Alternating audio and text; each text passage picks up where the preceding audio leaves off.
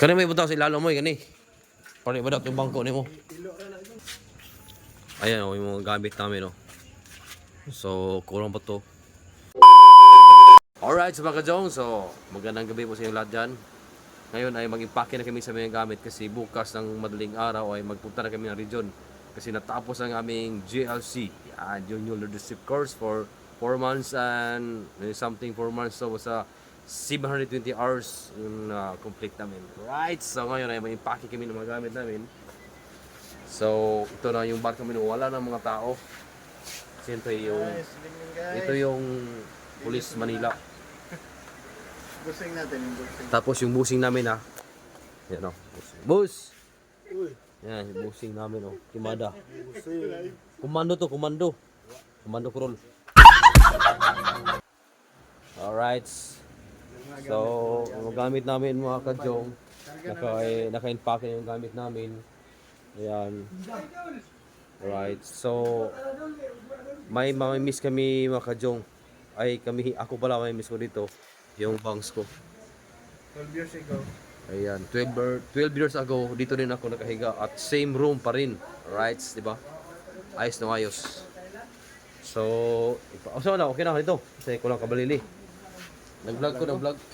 Lauri, muna mo ang top 3 na mo. Oy, siyempre, si Danlag sa Facebook to. Facebook. Follow. Shout ko rin, Bro Danlag sa Facebook. Shout out. Bibita na to ng $6. Hindi pa na. Ay, siyempre, si Ray the Great sa YouTube din. What's out there? Top 3 namin, top 3. Yung isa, si Singgam. Si Singgam. Singgam. Alright, so ngayon kayo mag-impake namin. Nalimot ka, the winner of Biggest Loser. Oh, the winner pala. Sum natin, sum.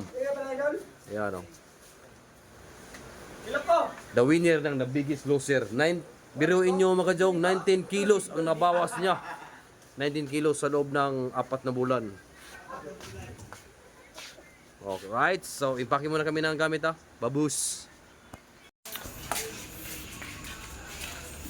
Kani may butaw sa ilalo mo gani. Pare ba daw yung bangko nimo? Yung bangko ba? Bangko nimo? Kani ba daot? Madaot man agud.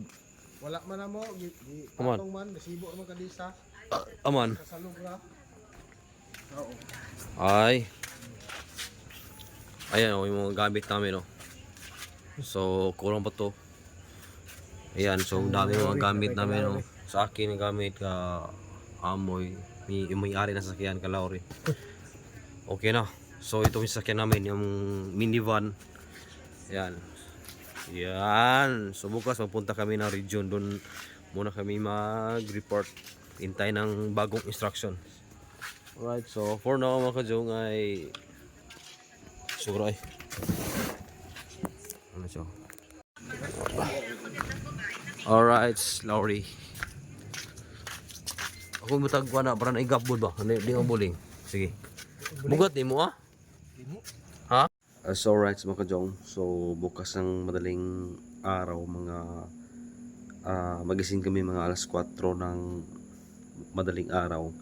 Tapos siguro mga 6 or 6:30 makaalis na kami dito sa RTC 9. So doon kami mag-report sa region for further instruction naman kung ano ang order namin. So yan po aming sasakyan bukas. Yan, transformer. Ayan, transformer kang Sir Amo yan. So yung mga kasamahan ko din nandiyan naka-park, ready na din sila para bukas. Siyempre yung mga sasakyan rin ayun, so yun ang update natin ngayon mga kajong. So makapag-upload din tayo, pa kunti-kunting upload lang tayo muna ngayon kasi medyo busy, hindi tayo makapokus sa pagbablog. Alright, so thank you so much sa lahat ng mga support. Ayan, so kahit papano makapag-upload tayo ng kunting video. So maraming salamat sa support. So for now, bye bye kasi ang oras ngayon is 11:35 na ng hating gabi. So magto-12 na. So maaga pa kami magising bukas. Alright, thank you so much and God bless po sa lahat. Bye bye.